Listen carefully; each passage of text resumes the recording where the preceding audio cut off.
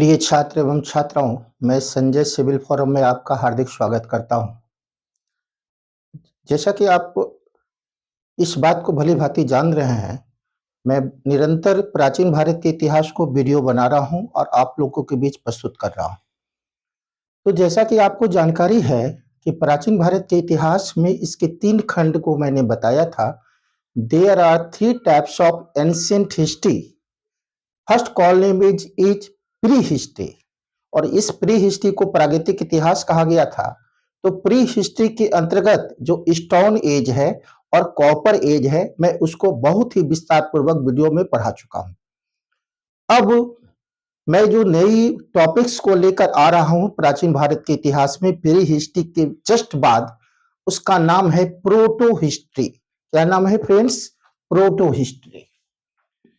तो यह जो प्रोटो हिस्ट्री है, इस प्रोटो हिस्ट्री को हम लोग हिंदी में आदि इतिहास कहते हैं। क्या कहते हैं? आदि इतिहास। और इस आदि इतिहास प्रोटो हिस्ट्री के अंतर्गत जो है सिंधु घाटी सभ्यता, क्या पढ़ना है? सिंधु घाटी सभ्यता, और इसको कहते हैं इंडस वैली सिविलाइजेशन। क्या कहते हैं? इंडस वैली सिविलाइजेशन, सिंधु घाटी सभ्यता प्रोटो हिस्ट्री में आएगा।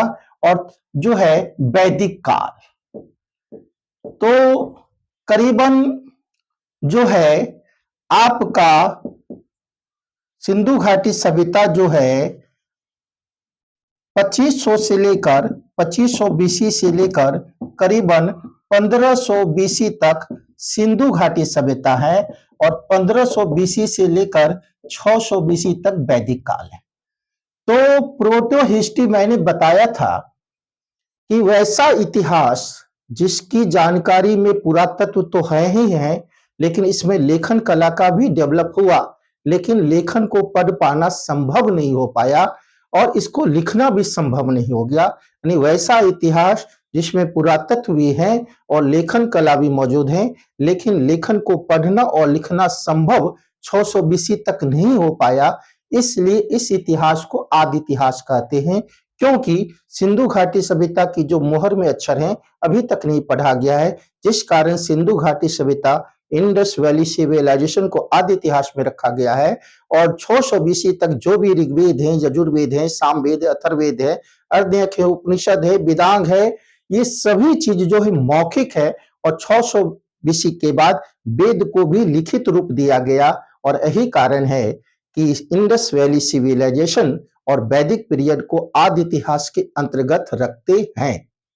अब बात होती है कि प्री हिस्ट्री को पढ़ाने के बाद, स्टोन एज को पढ़ाने के बाद, कॉपर एज को पढ़ाने के बाद तीसरा जो चैप्टर आपका हो रहा है वो इंडस वैली सिविलाइजेशन है, जिसे आदि इतिहास या प्रोटो हिस्ट्री के नाम से भी जाना जाता है। अब इंडस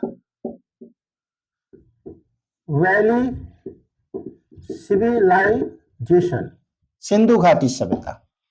तो फ्रेंड्स ध्यान दीजिए, कॉपर एज के पुरातत्व पर, कॉपर एज के अवशेष पर सिंधु घाटी सभ्यता का विकास हो रहा है, क्योंकि आप देख रहे हैं कि इतिहास हमेशा विकास की प्रक्रिया है और ये विकास की प्रक्रिया पृथ्वी पर कभी नहीं रुकेगी।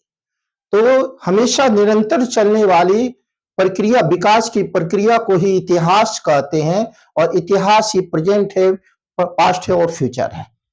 जो प्रेजेंट में अभी घटना इतिहास बन रही है, आगे चलकर फ्यूचर में एक इतिहास बन जाएगा सभी के लिए। तो निश्चित तौर पर मैं ये कह सकता हूं कि यह जो मेसोलिथिक काल में जो डेवलपमेंट शुरू हुए, नियोलिथिक काल में उससे भी ज्यादा डेवलपमेंट हुए और कॉपर एज में समूचे भारत में खेती होने लगी, आधुनिक कई तरह की फसल जो है उगाने लगे कॉपर एज में, और उससे भी कई ज्यादा डेवलपमेंट्स इंडस वैली सिविलाइजेशन में हुआ। और यही कारण है कि यह भारत की पहली शहरीकरण सभ्यता के नाम से भी जाना गया।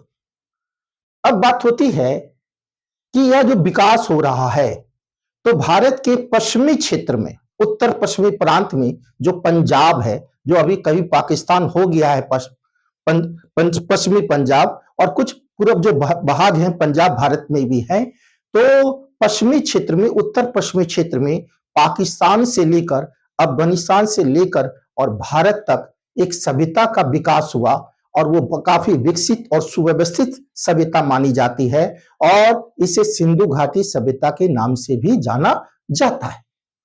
अब बात होती है कि फ्रेंड, कि भारत में रेडियो कार्बन पद्धति के अनुसार इसका सर्वमान्य डेट माना गया है 2350 से 1750 बीसी। तो सिंधु घाटी सभ्यता 2350 से 1750 बीसी तक जो है इसका विकास हुआ और यह भारत के उत्तर पश्चिमी पाकिस्तान से शुरू हो गए और अफगानिस्तान होते होते भारत के बहुत सारे क्षेत्रों में सिंधु घाटी सभ्यता के अवशेष देखने को मिले और यह विश्व की नदी घाटी सभ्यताओं में एक अपना बहुत महत्वपूर्ण स्थान रखता है।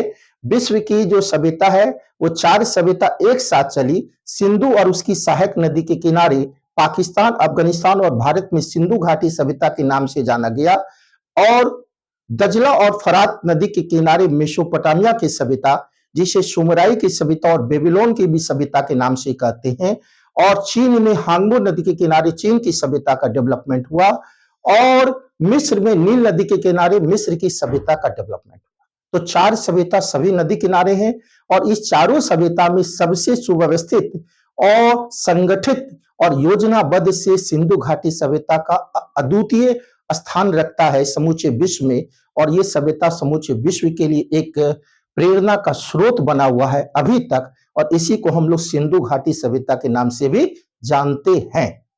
अब बात होती है कि यह जो सिंधु घाटी सभ्यता है जिसका मैंने 2350 बीसी से लेकर 1750 बीसी तक इसका रेडियो कार्बन के अनुसार सर्वमान्य डेट बताया, तो विश्व की नदी घाटी सभ्यता में भारत की पहली शहरीकरण सभ्यता, जिसको इतिहासकार गॉर्डन चाइल्ड ने इसका पहली शहरीकरण सभ्यता नाम भी दिया है, तो भारत की पहली शहरीकरण सभ्यता जिसे आदि इतिहास भी कहा जाता है और एक नगरीय सभ्यता भी कहा जाता है, उस सिंधु घाटी सभ्यता का विकास जो है भारत में सबसे पहले पाकिस्तान से शुरू हुआ और इसका हम पूरा मैपिंग बना रहे हैं। तो सिंधु घाटी सभ्यता जो आदि इतिहास है और पहली भारत की शहरीकरण सभ्यता है और भारत की पहली कांस्ययुगीन सभ्यता भी मानी जाती है। इसका 3 नाम हुआ, पहली शहरीकरण भारत की सभ्यता, आदि इतिहास और यह कांस्ययुगीन सभ्यता है। इसका जो पश्चिमी छोर है वो है बलूचिस्तान प्रांत में।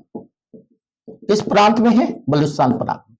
तो फ्रेंड्स ध्यान दीजिए कि पाकिस्तान में अभी तक इसके 1400 अवशेष से ज्यादा मिल चुके हैं और 475 अवशेष पाकिस्तान में से भी ज्यादा पाए गए हैं और उस पाकिस्तान में सबसे ज्यादा जो है पाए गए हैं जो है आपके बलूचिस्तान प्रांत, सिंध प्रांत और पंजाब प्रांत। तो बलूचिस्तान प्रांत में सिंधु घाटी सभ्यता का जो सबसे पश्चिमी छोर है उसका नाम है सुतका गनेडोर। क्या नाम है? सुतका गनेडोर, जो दास्क नदी किनारे है। और पाकिस्तान में इस सभ्यता का विकास जो है बलूचिस्तान में सुतका गनेडोर है जो दास्क नदी किनारे है और इस सभ्यता का जो उत्तरी छोर है वो जम्मू कश्मीर की मांडा है और वो मांडा अखनूर जिला में है। और किस नदी किनारे है? तो चिनाब नदी किनारे है।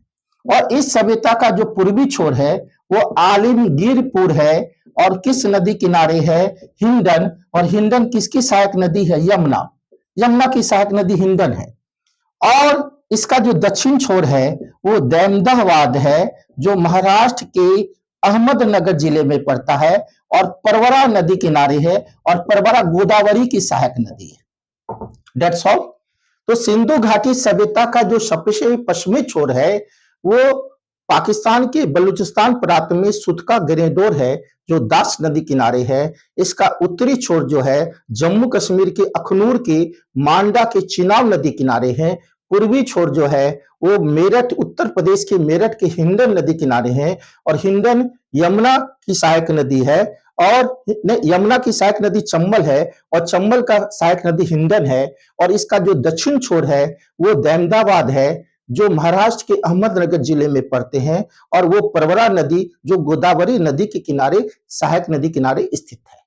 और यह जो सिंधु घाटी सभ्यता है यह भारत की पहली शहरीकरण सभ्यता है, यह भारत की आदि इतिहास सभ्यता है और यह भारत में इसमें अधिकांश ब्रॉन्ज के औजार बने, इसलिए यह कांस्ययुगीन सभ्यता भी है। और इस चारों सभ्यता का मैं चौहद्दी बता चुका हूं और यह सभ्यता 12,99,600 वर्ग किलोमीटर तक आयताकार के रूप में बसे हुए हैं। किस रूप में बसे हुए हैं? 12,99,600 वर्ग किलोमीटर तक यह आयताकार के रूप में बसे हैं और इतिहासकार रंगनाथ राव के अनुसार इस पश्चिम से पूरब तक ये 1600 किलोमीटर है और उत्तर से दक्षिण तक ये 1100 वर्ग जो है वर्ग किलोमीटर तक ये सभ्यता फैला हुआ है।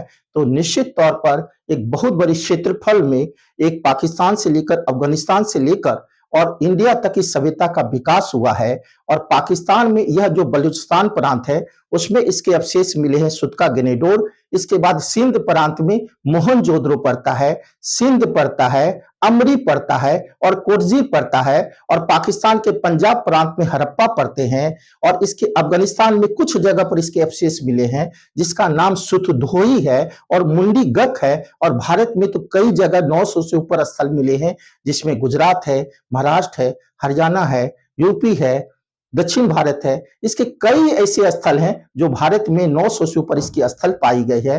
तो निश्चित तौर पर सिंधु घाटी सभ्यता का जो पहला फेज है और ये सभ्यता का वो मैं बताया, इस सभ्यता का रहस्य तब पता लगा जब 1856 में डलहौजी जो गवर्नर जनरल थे उसके शासन काल में कराची से लाहौर जब रेलवे लाइन बिछाई जा रही थी तब इस सभ्यता के खंडर का पता लगा और इसमें ब्रिटेन की सरकार इस पर पैसा लगाई और इस सभ्यता का रहस्य उजागर हुआ और इस सभ्यता का पहला स्थल जो है हड़प्पा में पाया गया और यही कारण है कि इसको हम लोग हड़प्पा सभ्यता के नाम से भी जानते हैं। और यह हड़प्पा सभ्यता जैसे जैसे आगे खुदाई हुई तो इसके अवशेष सिंधु और उसकी सहायक नदी किनारे प्राप्त हुए और यही कारण है इसको सिंधु घाटी सभ्यता के नाम से भी जाना जाता है। That's all.